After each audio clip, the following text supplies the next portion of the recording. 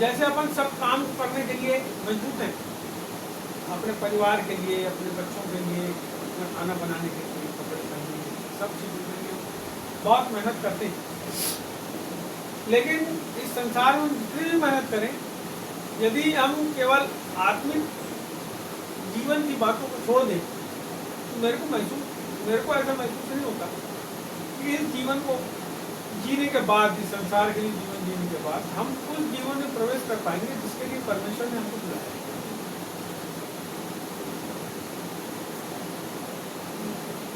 जो कलीसिया है वही स्वर्ग में प्रवेश करेगी। थोड़ा बात को समझिए, कलीसिया स्वर्ग में प्रवेश करेगी, लेकिन कलीसिया में हमको रहना चाहिए, तब हम कलीसिया के साथ स्वर्ग में जाएंगे।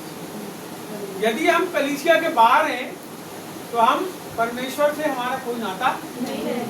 कलीसिया की मसीह की तुलना कौन है? कलीसिया कौन है? हम हैं, हम सब हैं, पूरे विश्वासी, चाहे वो आपके जहाँ पर रहते हैं वहाँ के हों, चाहे वो कटंगी के हों, चाहे बालाघाट के हों। और ये जो विश्वासियों का झुंड है, जब आप इसमें शामिल होते हो तब आप कलीसिया। आप अपने घर में चुपचाप बैठे रहो और बोलो मैं कलीसिया हूँ, तो आप कलीसिया नहीं। हमको समझना पड़ेगा इस बात को। या मैं आपको बताऊं एक बात, कलीसिया कैसे पढ़ती, कैसे पढ़ती बताओ, कोई बताओ कलीसिया कैसे? आज सवेरे मैंने एक सपना देखा, तो मैंने अपनी पत्नी को आवाज दिया और मैंने आपको वो सपना जो है वो कलीसिया संबंधित एक सपना मैंने देखा। बहुत दिन बाद प्रभु ने उस बात को इस प्रकार से मेरे ऊपर प्रकट किया। एक कलीसिया जो बढ़ती है, एक कलीसिया जो फैलती है, जो लोग परमेश्वर में आते हैं, वो केवल विश्वासियों के द्वारा। यदि मैं सेवा कर रहा हूँ तो मैं चाहूंगा कि जैसे मैं सेवा कर रहा हूँ, जब आप विश्वास में आ गए तो आप भी एक सेवक के रूप में करें। लेकिन आप जब विश्वास में आए तो आप ऐसा क्यों नहीं सोचते कि मैं जब विश्वास में आ गया तो मेरे जैसा कोई और भी मेरे साथ।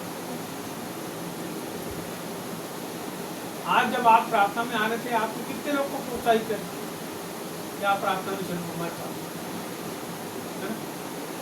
ये सबको फोन करते हैं हर इतवार को। ऐसा कोई इतवार नहीं होता जब ये फोन नहीं। तो ये कोई गैया का, बैल का, बकरी का झुंड नहीं, एक आदमी पीछे सुपारी लेके चले और पूछते रहे। झुंड किसका है? बोलो भेड़ों का। प्रभु तो है मालिक, लेकिन झुंड भी दो प्रकार के बाइबल बताती है। एक भेड़ का झुंड बताती है और एक बकरी का झुंड बताती है। तो भेड़ का खूबी क्या है? परमेश्वर के पीछे चलती है, क्योंकि वो आगे चलता है, और जब वो आगे चलता है तो उसके पीछे पीछे भेड़ चलती है। और बकरी की खूबी क्या है? तो उसके पीछे एकदम रहता है, जो सुपारी लेकर, लकड़ी लेकर। बकरी की खासियत ये है, जब वो चलेगी रास्ते में तो उसको जहाँ कहीं भी ऐसी चीज दिख जाएगी जिसको खाए, उस समय अपनी मुंडी को फेर के वहाँ पे खड़ी होकर खाने लगेगी और झुंड से अलग हो जाएगा। तो पीछे आता रहता है, उसको चरवाहा बोलेगा, खड़ी मारता है।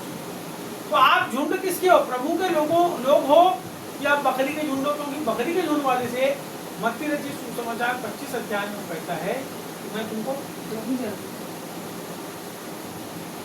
हमको परमेश्वर ने क्यों बुलाया है, हम क्यों परमेश्वर के पास हैं। हम पूरा जिंदगी अपना जीते अपने हिसाब से, सवेरे से रात तक।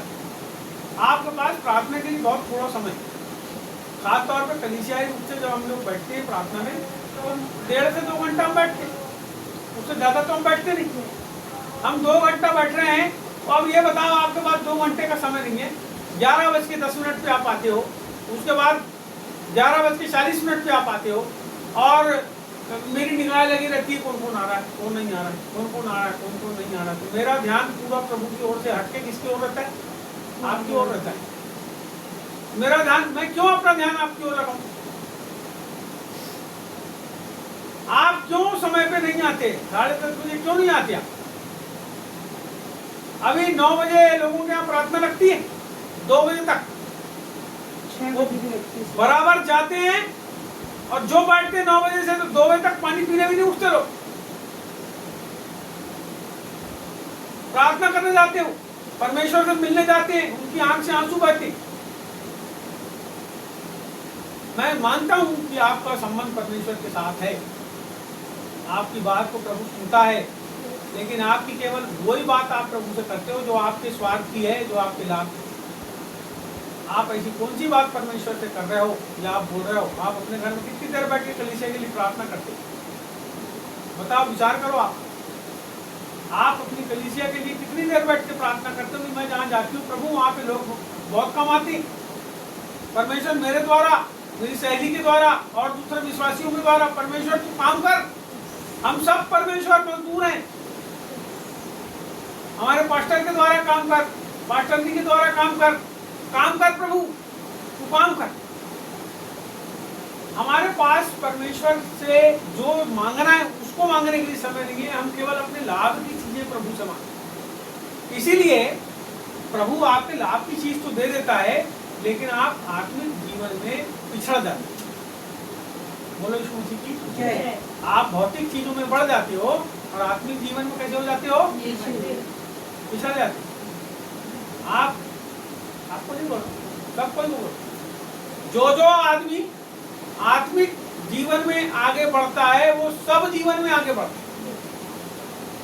है ना?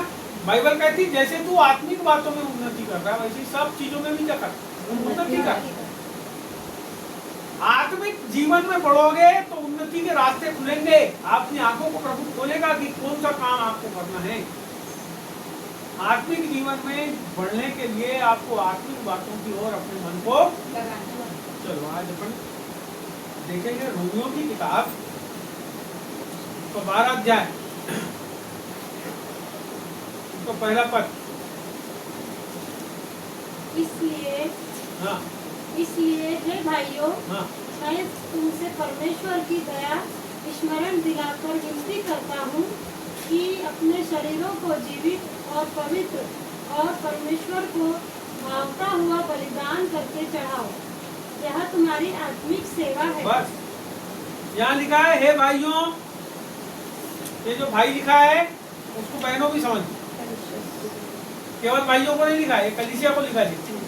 कलीसिया में बहनें भी हैं, बच्चे भी हैं, बुजुर्ग भी हैं, सब हैं। सबको क्या बोल रहा है? हे भाइयों, मैं तुमसे परमेश्वर की दया स्मरण दिलाकर विनती करता हूँ। अब मान लो मैं खड़ा हूँ आपके सामने, अब बाकी ये बात को जब मैं बोलूंगा तो कैसे बोलूंगा? हे भाइयों, मैं तुमसे, देख रहे हो उसको भाव क्या रहा होगा? मैं तुमसे परमेश्वर की दया स्मरण दिला के, हाथ जोड़े खड़ा है पौलुस, विनती करता हूँ। वो आपसे विनती कर रहा है, बाइबल का लिखने वाला आपसे विनती कर रहा है, परमेश्वर का दास विनती करता है। क्या विनती कर रहा है और क्यों विनती कर रहा है? यदि प्रभु का एक जन आपसे कहता है कि भैया गलत काम मत करो, पाप में मत चलो, झूठ मत बोलो, लोभ मत करो, किसके लिए? यदि मैं पाप करूंगा तो उससे मेरा नुकसान है, लेकिन यदि मैं पुण्य करूंगा उससे मेरा ही लाभ है। यदि आप गलत काम कर रहे हो और कोई आदमी आपको चेता रहा है, इसका मतलब वो आपको चाहने वाला है। कोई आदमी अगर आपको चिताता है, गलत काम अगर आप करते हो और चिताता है, इसका मतलब वो आपको चाहने वाला है। और परमेश्वर के लोग एक दूसरे को चाहने वाले होते हैं। क्यों? क्योंकि वो एक दूसरे को चिताते हैं, लेकिन जो नहीं चिताता वो क्या करता मालूम है? हाँ, जान देना क्या करना है अपने को, मरेगा नरक जाकर क्या करना।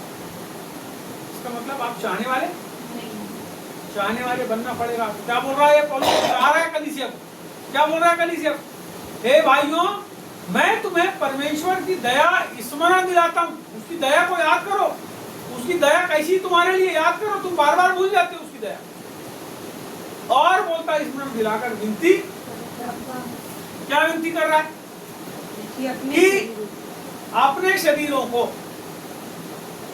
जीवित, बोलो जीवित, आप जीवित हो? क्या प्रमाण है जीवित हो? हाँ जी, आत्मिक स्तर क्या प्रमाण है? तुम जिंदा हो, बताओ।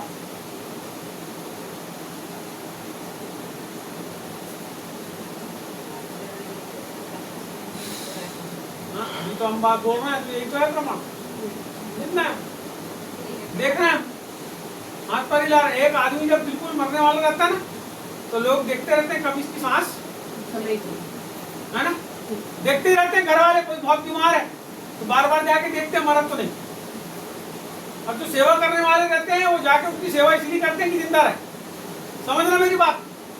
सेवा करने वाले घर के परिवार के मेंबर जाके उसके हाथ पैर को पोछेंगे, उसको साफ करेंगे, कपड़ा करेंगे, उसको जो भी उसका गंदा किया उसको साफ करेंगे। कौन करेगा? जो चाहता है वो जिंदा रहे। लेकिन जो नहीं चाहता वो क्या करता है? वो छोड़ देता है। आपको पता है ग्लूकोज की बोतल लगती है शरीर में।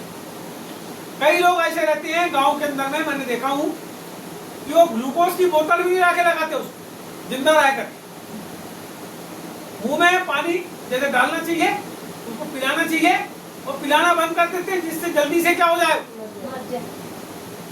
है ना। तो मरने वाले क्या करते हैं? सेवा करना। लेकिन जो जिंदा रखने वाले रहते हैं लोगों को, वो क्या करते हैं? सेवा, है ना। जो आपको जिंदा रखना चाहता है वो आपको फोन करके बुलाता है, आत्मिक रूप से जिंदा रहो। जो आदमी ऐसा सोचता है वो क्या करता है? आपको, आपकी केयर करता है। वो क्या चाह रहा है? कि आप जिंदा रहो। हम जो आपको सिखाते हैं बैठ के प्रभु का वचन, उसका कारण है कि आप जिंदा रहो। तो क्या बोल रहा है बाइबल का वचन? अपने शरीरों को कैसा? जीवित जीवित। जीवित। आप प्रभु में जिंदे हो कि मर गए? आपको ये सोचना है। देखो, दो प्रकार के लोग होते हैं संसार के अंदर। एक होते हैं जिंदे लोग जो घूमते हैं, और दूसरे होते हैं मुर्दे लोग जो आत्मिक रूप से मरे हुए हैं और वो भी घूमते हुए। तो जो जीवित आदमी है, जो परमेश्वर के लिए जीवित है, जो परमेश्वर, समझ रहे मेरी बात। संसार के लिए जो लोग जीवित हैं यानी मरे हुए लोग हैं, समझ रहे मेरी बात। जो जो लोग संसार के लिए जीवन जीते हैं वो सब मरे हुए लोग, क्योंकि संसार का और परमेश्वर ने बाइबल कहती है कोई लेन देन। आप अपने ये प्रार्थना वाले 2 घंटे के समय को छोड़ दो, और जो घर में आधे घंटे प्रार्थना करते हो, 1 घंटे प्रार्थना करते हो, उसको भी छोड़ दो। उसके बाद जो आपके पास 23 घंटे बचते हैं, उसमें आपका जीवन कैसा है वो ये बताता है कि आप जीवित हो कि नहीं। आप संसार के लिए जीते हो कि परमेश्वर के? वो 23 घंटे इस बात का निर्धारण करते हैं कि आप परमेश्वर के लिए जिंदे हो कि वो 23 घंटे आपके परमेश्वर के लिए होना चाहिए। वो जो 23 घंटे हैं आपकी बातचीत की शैली, आपके काम की शैली, आपके परिवार में रहना, आपके परिवार के बाहर जाना, आपके पति से बात करना, आपकी पत्नी से बात करना, अपने बच्चों से बात करना, वो सब कुल मिला के ये बताता है कि आप जिंदे हो कि आपके काम बताते हैं आप जिंदे हुए कि, है ना। हमको अपने शरीरों को कैसा रखना है? जीवित। किसको रखना है? किसको रखना है? कौन रखेगा उसको जिंदा? हम रखेंगे। कैसे रखोगे?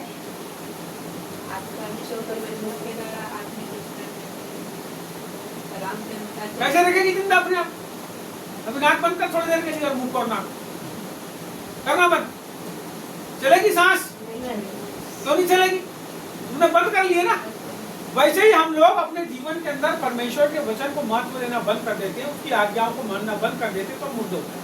समझ लेना मेरी बात। ये जो सांस चलती है उसी प्रकार से आत्मिक कार्य जो है वो हमारे सांस है। संगति नहीं करते, मैंने पर गायब। अब उतने सबको ही को पूरे कलीसिया के अंदर आप ये खबर करना कि जितने लोग 3 संडे नहीं आएंगे, चौथे संडे यहाँ पे आएंगे नहीं प्रभु देने के लिए, मैं दूंगा नहीं, बिल्कुल नहीं दूंगा। जो लोग संगति नहीं करते उनको क्यों प्रभु बोलते हैं? जो लोग प्रार्थना में नहीं आते, सुनो संगति करना ऐसा हो गया, जैसे कल सोमवार के दिन आप मेरे से मिलने आ सकते हो ना, संगति कहाँ करते हो?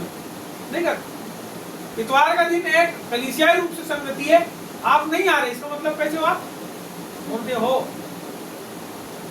आना पड़ेगा। इस बात को समझो, ये जो समझा रहा हूँ ये बात को समझो, क्योंकि वो हमारे काम की है। आप सबको ही, जितने लोग सुनते हैं, मैं सबको बोलना चाहता हूँ। पहली चीज क्या है? संगति। दूसरी चीज क्या है? प्रार्थना। प्रार्थना करते हैं एक साथ करते हैं। जिस कलीसिया में लोग आ जाते हैं बगैर बुलाए, वो लोग जिंदे लोग हैं। जब आपको बुलाना पड़ रहा है, इसका मतलब ग्लूकोज की बोतल लगा के लाओ उसको इधर, थोड़ा जिंदा रखो। हाँ नहीं चल रही सांस, जबरदस्ती आजकल एक मशीन आई है, उसको लगा देते नाक पे चौवा और मशीन उसके अंदर मर जाता है आदमी, लेकिन वो मशीन क्या करती है ना। कुछ ऐसे लोग हैं मशीन के समान कलीसिया के अंदर लोगों को जिंदा करने, मरे हुए लोगों को जिंदा करने की कोशिश करते हैं, लेकिन वो मरे हुए लोग हैं, उनके अंदर कितने भी ऑक्सीजन भर दो वो कभी जिंदा नहीं हो सकते। उसका कारण है कि वो मर चुके। और परमेश्वर की कलीसिया जो है वो जीवतों की कलीसिया, मूतों की कलीसिया नहीं है ना। भेड़ की कलीसिया है, बकरी की कलीसिया नहीं है। तुतारी लेकर पीछे चलने वाला नहीं है परमेश्वर, वो सामने चलने वाला परमेश्वर, अगुवाई करने वाला परमेश्वर। वो कहता है इसके पहले कि तू एक कदम चल, 10 कदम मैं आगे रहूंगा, वो पीछे खाली करूंगा, ऐसा नहीं होगा। एक कदम आप परमेश्वर में आगे बढ़े, 10 कदम वो आपके सामने सहायता करने के लिए खड़ा रहता है, आपको आगे ही बढ़वाते, पीछे नहीं जाना। यदि कोई हल्के ऊपर हाथ रखकर पीछे देखता है वो मेरे योग्य।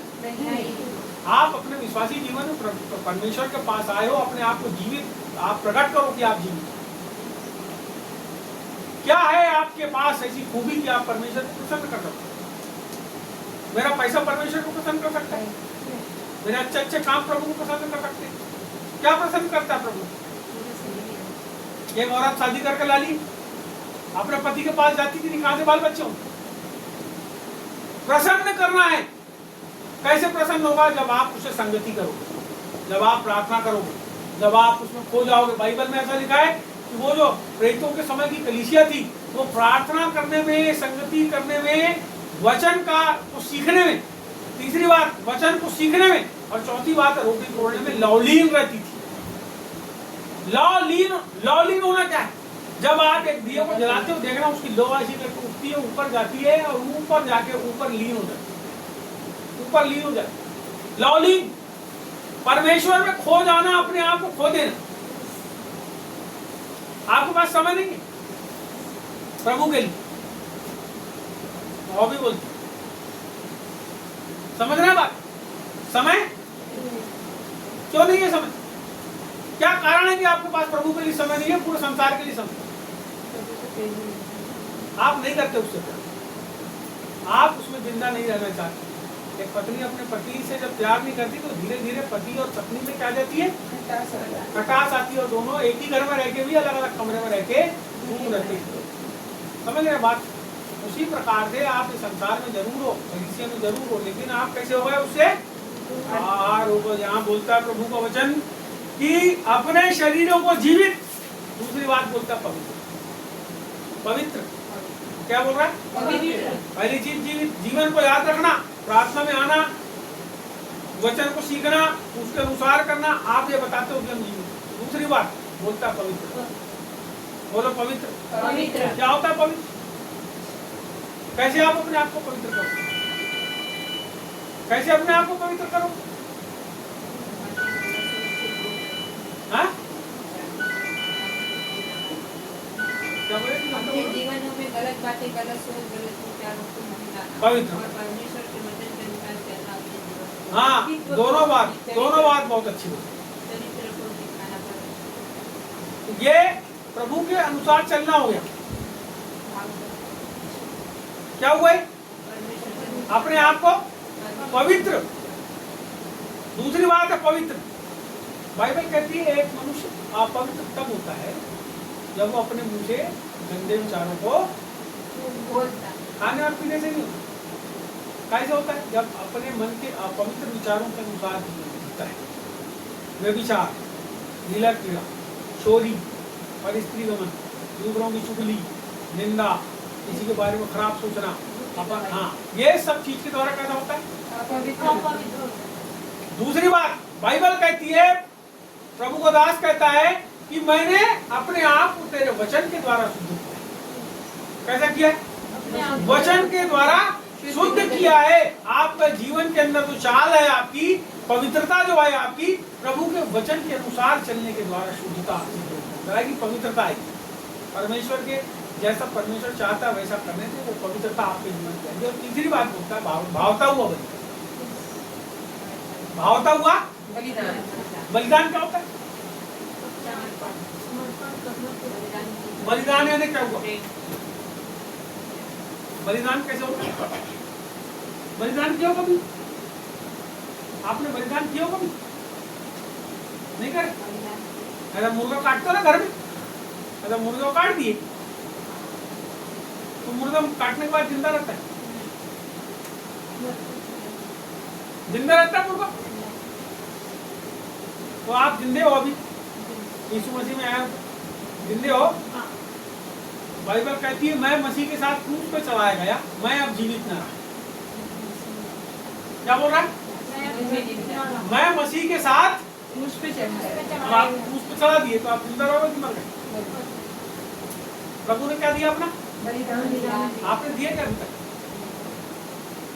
आपने अपना बलिदान नहीं दिया। आपको बलिदान देना पड़ेगा, इस संसार को छोड़ना पड़ेगा, इस संसार की गंदी चीजों को छोड़ना पड़ेगा और आपको ये बोलना पड़ेगा प्रभु मेरा जीवन अब ये मेरा नहीं है, तेरा है। अब मैं तेरे ही अजाब से जिंदा रहूंगा। मैं मर गया संसार के लिए, तो भी क्रूस पे लटक गया हूँ, मेरे हाथ और पैर में खीले ठुके हैं, मैं क्रूस पे लटका हूँ और वहां पे तेरे साथ में क्रूस के ऊपर चढ़ गया। अब मैं जीवित ना रहा, इसका मतलब मैं जब क्रूस पे चढ़ा हूं तो अब मैं जीवित नहीं हूँ, यीशु मसीह मेरे अंदर जीवित है। और जब ये वाली जब तीसरी चीज आती है, जब ये तीसरी बात आपके जीवन के अंदर आती है कि आप अपना बलिदान दे देते हो, कैसा? परमेश्वर को भावता हो। यीशु मसीह ने जब अपना बलिदान दिया तो कैसा दिया? परमेश्वर ने ग्रहण किया ना कि नहीं किया? यदि नहीं करता परमेश्वर तो आपके पाप क्षमा नहीं होती। इसका मतलब परमेश्वर ने ग्रहण किया, उसको भाया, उसको भावता हुआ बलिदान पसंद आ गया। हमारी स्थिति आज हम परमेश्वर को भा रहे हैं कि आप सोचना अपनी अपनी जिंदगी के अंदर, जब आप ये जो 23 घंटे 1 घंटा आधे घंटा प्रार्थना करने के बाद जो जिंदगी जीते हो, आप ये सोचना, आप जो जो काम करते हो अपनी जिंदगी में, आप ये सोचना कि मैं परमेश्वर को भा रही हूँ क्या? अभी मैं ये जो जिंदा हूँ, पहली चीज ये सोचना कि मैं जो जिंदा हूँ, मैं अपने लिए जिंदा हूँ, संसार के लिए जिंदा हूँ या परमेश्वर के लिए जिंदा हूँ? यदि मैं परमेश्वर के लिए जिंदा हूँ, इसका मतलब संसार के लिए। आप किसके लिए जिंदा हूँ? किसके लिए जिंदा हूँ? तो जब आप परमेश्वर के लिए जिंदा हो तो परमेश्वर को भाएगा। काम कैसे करोगे? काम कैसे करोगे? कि दूसरों को भाने योग्य करोगे? आपको पता है जब आप परमेश्वर के भाने योग्य काम करोगे तो सब कोई तुम्हारी बड़ाई करेंगे, कोई आदमी तुमको खराब नहीं बोलेगा। केवल वही लोग आपको खराब बोलेंगे जिनके अंदर शैतान घुसा हुआ है, जो आपका विरोध करने वाले हैं, जिनने यीशु मसीह का विरोध करे वो भी तुम्हारा विरोध करेंगे। खराब किसको लगेगा? आपके अच्छे काम केवल उनको लगेगा जो आपके विरोधी, जो आपसे जलन रखते हैं, जो आपसे ईर्ष्या रखते हैं, द्वेष रखते हैं। लेकिन मैं आपको बताना चाहता हूँ यह वचन केवल आपके लिए है, केवल आपके लिए। वो चाहता है कि आप में मैं भी शामिल हूँ, वो चाहता है कि हम सबका जीवन इस प्रकार का हो, हमारे जीवन से गंदगी दूर हो जाए, हमारे जीवन से ऐसा चाल चलन हो कि परमेश्वर को अच्छा लगने लगे। यहाँ पे प्रभु का वचन बोल रहा है, इसको फिर से एक बार पढ़ेंगे रोमियो किताब 12 में। इसलिए है भाइयों, मैं तुमसे परमेश्वर की दया स्मरण दिलाकर विनती करता हूँ कि अपने शरीर को जीवित, पवित्र और परमेश्वर को भावता हुआ बलिदान करके चढ़ाओ, यही तुम्हारी आत्मिक सेवा है। अब कई लोग कहते हैं कि वो तो पास्टर सेवा करता है, और सही बात है, पास्टर सेवा करता है, लेकिन पास्टर के अलावा इसके पहले की पास्टर की सेवा आप करो। जब आप इस काम को करते हो तो आप आत्मिक रीति से परमेश्वर की सेवा, ये सेवा है आप। यदि आप इस काम को नहीं करते तो मैं ऐसा नहीं समझ सकता कि आप परमेश्वर की सेवा। परमेश्वर की सेवा करना इसका मतलब है अपने आप को परमेश्वर के लिए सुरक्षित करना। मेरी बात समझो, अपने आप को परमेश्वर के लिए सुरक्षित करना परमेश्वर की सेना है। अपने आप को सेवा है, अपने आप को संसार से, दूसरी चीजों से, शैतान से, सब चीजों से क्या करना? बचाना, सेव करना, गलत विचारों से बचाना, सेव करना, जब जिससे कि परमेश्वर आपको क्या करे? बोलो, पसंद करे। जब वो पसंद करेगा तो आपका बलिदान चढ़ाना कैसा हो गया? सफल हो गया। और जब सफल हो जाएगा तो वो बोलता है यही तुम्हारी आत्मिक सेवा है। इसके आगे का एक पद और पढ़ते हैं, इस संसार के सदस्य ना बनो। क्या आ गई सर? आप यहाँ पे आत्मिक सेवा बताने के बाद उसने बोला इस संसार के सदस्य ना बनो। किसके सदस्य? संसार के। कहाँ है संसार? ये जो सांसारिक जीवन, वो संसार है संसार। फिर तो आप नहीं रहोगे। काम करोगे कहीं जाके, किसी का काम करो, डब्बा बनाओगे, आप जाके किसी का काम करो, आप किसी के जाओ, किसके लिए काम कर रहे हो? परमेश्वर के लिए कर रहे हो। ये तो काम कर रहे हो किसके लिए कर रहे हो? अपने पेट के लिए। अपने लिए कर रहे हो। मैं डॉक्टरी करता हूँ, किसके लिए करता हूँ? पैसा आएगा मेरे पास, मकान किराए के पापा के लिए। तो जब हम ये सब चीजों को करके अपने लिए कर रहे हैं ना, बाइबल कहती है संसार के सदस्य मत बनो। इसका मतलब वो ये नहीं बोल रही है बाइबल कि तुम पैसा कमाने बंद करो, अपने परिवार को भूखा मारो आदमी पर, वो ऐसा नहीं बोल रही। वो बोल रही है संसार के सदस्य मत बनो। इसका मतलब संसार की चाल देखो आप, संसार की चाल कैसी। उनको परमेश्वर से कोई मतलब है नहीं। आपको है नहीं है, थोड़ा थोड़ा है। 10:30 बजे कौन कौन नहीं आए? कौन 11 बजे आए? कौन 11:30 बजे आए?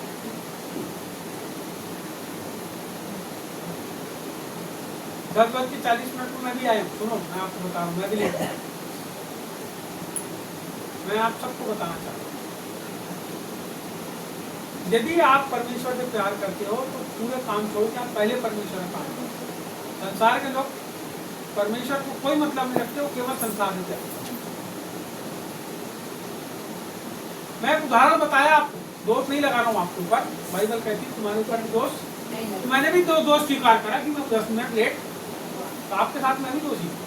मैं आपको बताना चाहता हूँ हमको संसार के अनुसार अपने जीवन को नहीं जीना है।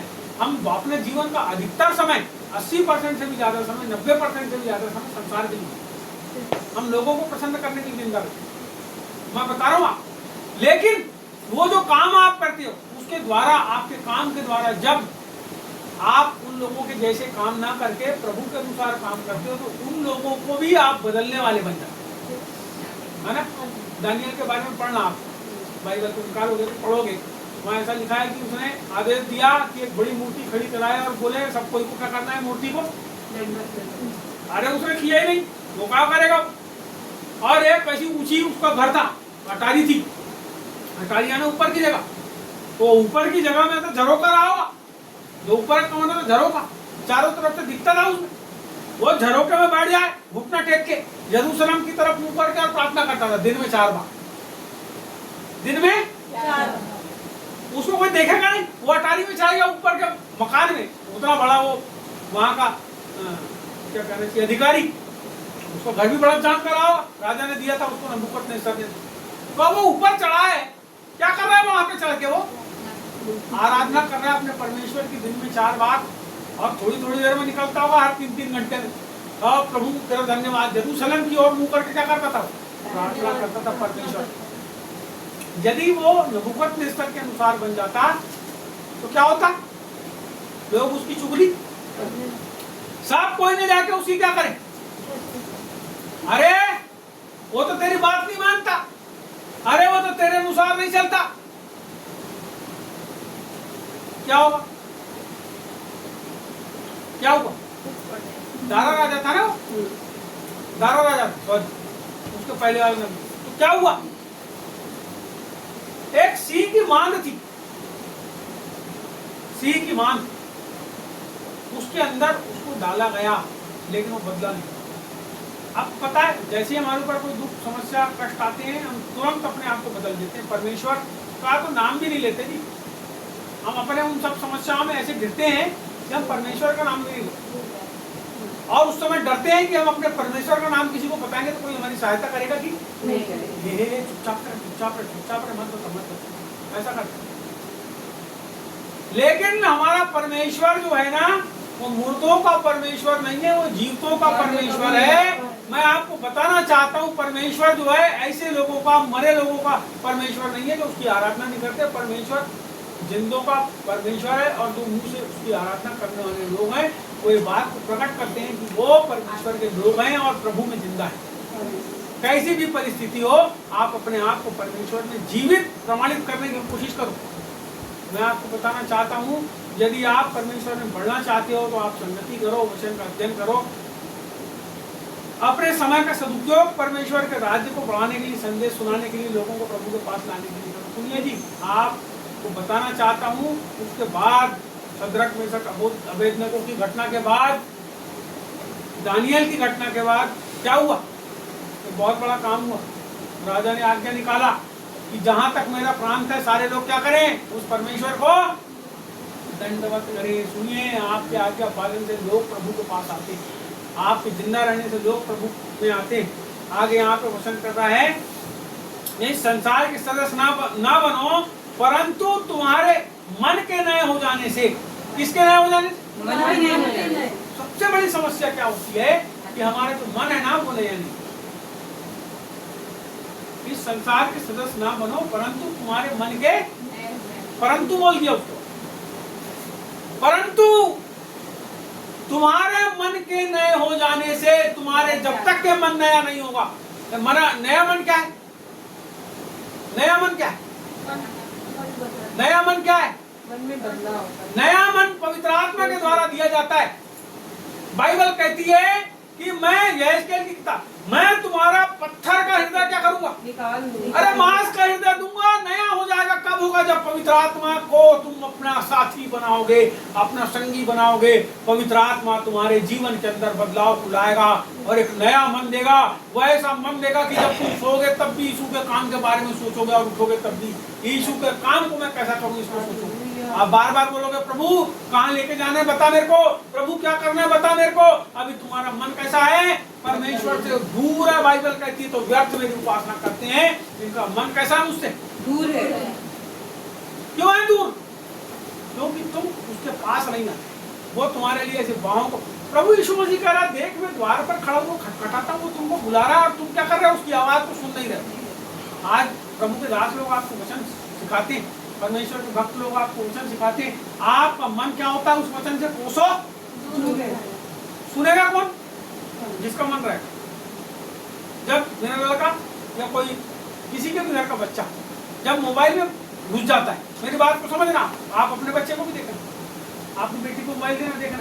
जब उसको बोलोगे फलाना फलाना, ए लड़की सुन, तो क्या क्या होता है? क्यों नहीं सुन? मोबाइल में खो जाते हैं। तुम्हारे में मन है नहीं, तुम्हारे उनका मन ही नहीं। वैसे ही तुम्हारा मन प्रभु में नहीं, क्योंकि तुम काय में खो गए? बोलो संसार। संसार में जब खो जाते हैं तब प्रभु की याद नहीं रहती। और जो प्रभु में रहता है वो कुछ भी करे तो क्या करेगा? वो प्रभु को बराबर याद करता रहेगा। उसके जीवन में प्रभु हर समय याद रहेगा। तुम मोबाइल भी चलाओगे और जो परमेश्वर का काम तुमको जिस समय में करना है उसको फेंक दोगे तुम, और उस समय जाके प्रभु का काम करो। वो है परमेश्वर में जीवित रहना। कोई भी चीज को आप जब परमेश्वर से ज्यादा तवज्जो देते हो, इसका मतलब आप संसार के अंदर घुस गए। परमेश्वर को जब तक आप तवज्जो नहीं दोगे, परमेश्वर के कामों को तवज्जो नहीं देगा, इसका मतलब आपके जीवन के अंदर संसार हावी है। उस समय जैसे ही संसार आपके जीवन के अंदर हावी होता है, आप परमेश्वर से दूर हो जाते हैं। तब हमारे जीवन के अंदर धीरे धीरे क्या होता है?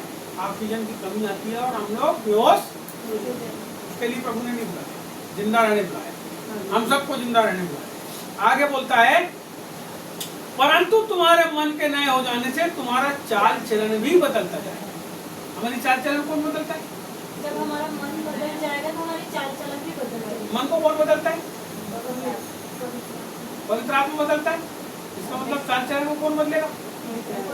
और चाल चलन हमारी किसके अनुसार होगी? परमेश्वर ने हमको चाल चलन कैसा चाल चलना है, कैसा चलन चलना है, कैसा व्यवहार करना है, कहाँ बताए? वचन पढ़ते हो? फेल होगा तुम, फेल होगा लोग। उनको पता ही नहीं प्रभु का वचन क्या कहता है। मैंने तुमको पिछले समय ही बोला हूँ, मेरे ख्याल से 2-3 इतवार पहले कि आप लोग बाइबल पढ़ना अच्छे नए नियम से चालू करो, पूरा नए नियम पढ़ो, फिर पुराना नियम पढ़ना चालू करो, पुराना नियम खत्म करो। 3 महीना जम के पढ़ोगे नावेल के समान, आप पूरी बाइबल पढ़ के खत्म हो जाए। सुनो, पवित्र आत्मा बात कैसे करता है। जब आप पाप करते हो, कोई गलती करते हो ना, गुनाह करने वाले करते हो, पवित्र आत्मा धीरे से आपके मन के अंदर एक भय को डालता है कि ऐसा काम मत कर रहा। और चूंकि आपने वचन पढ़े नहीं, इसलिए क्या करते हो? हाँ, मेरे मन का है, मैं डर तो लगते ही रहता है, चलो वो बुरा कोई, फिर आप बोलते हो शैतान बोलता है, फिर और कोई कुछ बोलता है। चूंकि वचन पता नहीं, इसलिए क्या करता है? कोई वचन के खिलाफ। तुम्हारे मन के नए हो जाने से तुम्हारा चाल चलन बदलता चले जाए। आपको अपना चाल चलन भी बदलना पड़ेगा, आपको अपना व्यवहार भी बदलना पड़ेगा, आपको अपना सब कुछ बदलना पड़ेगा, लेकिन वो बदल आप नहीं पाओगे। आपको पवित्र आत्मा की संगति करके उसको बोलते जाना पड़ेगा और वो आपको ताकत देते जाएगा और आप बदलते जाएंगे। तो ये मसीह जीवन की ये प्रारंभिक स्थितियां हैं। या आज आप 20 साल के हो गए, 25 साल के हो गए, आज भी आपको वही बात समझा रहे हैं। इसका मतलब क्या है? इतने साल में परिवर्तन नहीं आया। इसका मतलब परिवर्तन आना चाहिए। देश बदला क्या हुआ, दिल का बदलना चाहिए। एक दो बातें नहीं, सब कुछ बदलना चाहिए। वेद बदल लिए, यीशु को मानते, यीशु को मानते, यीशु को मानते। अब क्या हुआ? राखी क्या था? कौन कौन ने अपने भाई को राखी बांधा? कौन कौन ने भेजा? मैं आपको बताता हूँ। जिस जिसने भेजा उन सब ने क्या किया? प्रभु के वचन के अनुसार नहीं हुआ। तो कारण क्या है? तुम संसार को निभाना चाहते हो, संसार के लोगों, तुम्हारे काम करने में कोई बचने वाला नहीं है ना। मैंने अपनी बहन को हाथ जोड़ के बोला बहुत दिन पहले, मेरे को राखी नहीं भी बांधेगी तो भी तू मेरी बहन, तो जिंदगी भर मेरी बहन रही, तू बांध चाहे। और कितने ऐसे भाई बहन हैं आज जो प्रभु को नहीं मानते, लेकिन कितने ऐसे भाई बहन हैं जो राखी भी नहीं बांध रहे, लड़ाई झगड़ा कर लिए है ना। लेकिन प्रभु में आज लोगों को देखो तो क्या कर रहे हैं? मैं प्रभु के अनुसार समझो उसकी गहराई को, हम क्या काम करते हैं। यीशु मसीह ने प्रार्थना कर दिया शुरू में, हे प्रभु, हे पिता, ये नहीं जानते क्या, लेकिन तुम जानबूझ के करते। वो प्रार्थना तुम्हारे लिए नहीं है ना। बार बार यीशु मसीह को उस पर चढ़ाते हो, पाप करते हो, फिर आके बोले हे प्रभु क्षमा कर, हे प्रभु क्षमा कर, तो बोलेगा मैं नहीं जानता। बोलो यीशु मसीह। आगे बोलता है तुम्हारे मन के नए हो जाने, तुम्हारा चाल चलन भी बदलता जाए, जिससे तुम परमेश्वर की भली और भावती और सिद्ध इच्छा अनुभव से मालूम करते। आपको पता ही नहीं परमेश्वर की इच्छा आपके क्या तेरे लिए मालूम है? आपको मालूम है क्या इच्छा है? आत्माओं को लाने का परमेश्वर, वो सबके लिए, आपके लिए परमेश्वर की इच्छा है। सबको परमेश्वर ने दिया हुआ, तुम मेरे गवाह हो। जब पवित्र आत्मा पाए ना आपने, तो गवाह ठहर गया। पवित्र आत्मा आपके द्वारा गवाही देता है, मेरे द्वारा भी देता है, इसके द्वारा भी। आपकी परमेश्वर की, यहाँ पे लिखा है 3 बात, इसको समझो आप। परमेश्वर की भली और भावती और सिद्ध इच्छा अनुभव से मालूम करते। 3 बात मैं रोक रहा हूँ, 3 बात को अगली बात। अभी हमको, हम प्रभु में जीवित हैं कि नहीं, हमको इस बात को समझना है। जब हम जिंदा रहेंगे ना, तब ये वाली बात के ऊपर आ जाएंगे। जब हम अपने चाल चलन को बदलेंगे, तब हम इस बात पे जाएंगे कि परमेश्वर की क्या है वो बातें। ये वाले पद को मैं आने वाले हफ्ते में बताऊंगा। मैं आपसे चाहता हूँ, मैं अपने आप से चाहता हूँ, यदि हमारे जीवन के अंदर कोई ऐसी बातें हैं जो परमेश्वर के आत्मा को हमारे जीवन में काम करने से रोकती है, हम उसको हटाएं। यदि हमारे जीवन में संसार की कुछ ऐसी वस्तुएं जो हमको रोकती है, हम उसको अपने जीवन से हटाएं। यदि हमारे जीवन के अंदर ऐसे बहुत से लोग हैं जो परमेश्वर हमको बढ़ने से रोकते हैं, मैं आपसे बोलना चाहता हूँ, उनको प्रथम स्थान देने से अच्छा है आप परमेश्वर को प्रथम स्थान दो, परमेश्वर उनको दो। सब विपरीत परिस्थितियों को बदलने वाला परमेश्वर है, लेकिन आपका विश्वास कैसा है? बाइबल कहती है यदि तू इस पहाड़ से, यदि तुझमें राई के जाने के बराबर विश्वास और तू इस पहाड़ से कह दे कि उखड़ और जाके समुद्र में जा पड़, तो क्या बोलता है? हो जाएगा। चलो इसका उदाहरण प्रभु ने करके बता दिया। कैसे बताए? वो एक काय के पेड़ के पास, अंजीर के पेड़, काय के पेड़ के पास, अंजीर के पेड़ के पास जब गया तो उस समय मौसम नहीं था, बाइबल में मौसम नहीं था।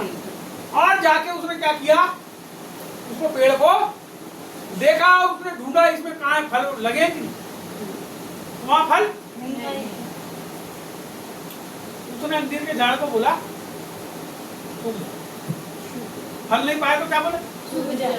मौसम था क्या? नहीं। और मौसम नहीं था तो फल होंगे क्या? नहीं। और उसने जाकर फल को ढूंढा, क्या हुआ? तो उसने क्या किया? उसने कहा तू पेड़ को सूख जा। अब दूसरे दिन जब वो वहां से जा रहे थे तो क्या हुआ, पेड़ सूख गया है, रात भर में सूख गया। हैं? समझ में आ रही बात? मेरे घर में एक नींबू का झाड़ था पीछे, उसको खोद के उसमें कहीं मछली डाले, कहीं कुछ डाले, कहीं कुछ डाले, जमाने की चीजें क्या किए, डाल दी। ये पेड़ क्या देगा, फल देगा। एक दिन मेरी इतनी बोलती है ये झाड़ को, क्योंकि कई 10 साल हो गए उसको झाड़ को लगाए हमको, हम प्रभु में आए उस समय नए नए आए, तो झाड़ जो है वो ऊंचा है काफी, 12-13 फीट ऊंचा झाड़ है। मेरे को बोलती है इसको काट के फेंक दे, बोले अब ये बहुत साल होगा नहीं देता, बोले फालतू जगह दे रहा है। मैंने बोला टेंशन मत लो, फल देगा ही। वहीं पीछे कुआं है, मैंने बाल्टी डाला, रस्सा बाल्टी निकाला और प्रार्थना करा पानी, और उसको पूरा पानी वाला करके छींचा मैंने पूरे झाड़ के ऊपर, और उसकी झाड़ में पानी डाला। 6 महीने के बाद पूरे झाड़ के अंदर में कम से कम 400-500 निकले। समझ रहे बात नहीं? आपका विश्वास परमेश्वर में कैसा है? मेरे पास बहुत सारे उदाहरण है परमेश्वर के आश्चर्य कर्मों। मेरे पास बहुत से उदाहरण है जिसमें 80-90 आदमी को 400 लोगों ने खाना खाए। मेरे पास उदाहरण है 2 लोगों के खाने को 12-13 लोगों ने खाए। मेरे पास गवाहियां हैं, क्योंकि मैंने परमेश्वर की उस महिमा को, उसके आश्चर्य कर्मों को अपने जीवन के अंदर देखा। इसलिए मैं आपसे बोलता हूँ, जब तक आप जिंदे नहीं होगे, जब तक आप परमेश्वर में नहीं बढ़ोगे, आपके जीवन से जो परमेश्वर की महिमा प्रकट होना चाहिए, जो आश्चर्य कर्म होना चाहिए वो। और आपको पता है हमारी शादी के भी बहुत साल के बाद तक के उसमें बहुत ऐसे निब्बू होते रहे, और हम लोग बांटते थे वो निब्बू को। हमने कभी किसी को ऐसा नहीं बोले कि खरीद दो तुम, हम 25-25, 30-30, 40-40 से पैकेट बना के क्या करते थे, विश्वासी लोग को बांट देते थे। मैं आपको बताना चाहता हूँ हमारा परमेश्वर बहुत अच्छा है, परंतु उसकी अच्छाई को पाने के लिए आपको उसके पास जुड़ना पड़ेगा, उसको चिपकना पड़ेगा, अपने आप को जीवित कर दिखाना पड़ेगा। उसकी जो बातें हैं उसको आप ग्रहण करना पड़ेगा, अपने जीवन को उसके अनुसार क्या करो, उसमें चिपक जाता है। प्रभु में चिपकना पड़ेगा, प्रभु से चिपकना पड़ेगा। जब परमेश्वर से चिपक जाओगे तब आप अपने जीवन के अंदर उन बातों को पाओगे जो वो आपके जीवन में दिखाना चाहता है, आपके लिए भी और पूरे संसार। क्या बोला उसने, तुम कौन, जगत की ज्योति। अगर पहाड़ के ऊपर कोई नगर बसाए तो बाइबल क्या बोलती है, यदि ज्योति जल रही है जंगल के अंदर तो क्या होगा, कई किलोमीटर दूर से दिखती थी रात के समय। लोग ज्योति का रास्ता ढूंढते ढूंढते पहुंच जाते हैं वहां तक। अरे वहां कोई घर करके चलो जाके देखते है ना, लाइट बोल हो जाती है और कहीं दिए जलकर क्या होता है, लोग चले जाते हैं वहां। आज की स्थिति में हम वैसे ही हैं, पहाड़ के ऊपर नगर के समान, जगत की ज्योति के समान। लेकिन हम तब वो ज्योति से प्रकाशित होंगे जब हम परमेश्वर के लिए जिंदे रहेंगे, जब हम अपने आप को बलिदान करेंगे, है ना।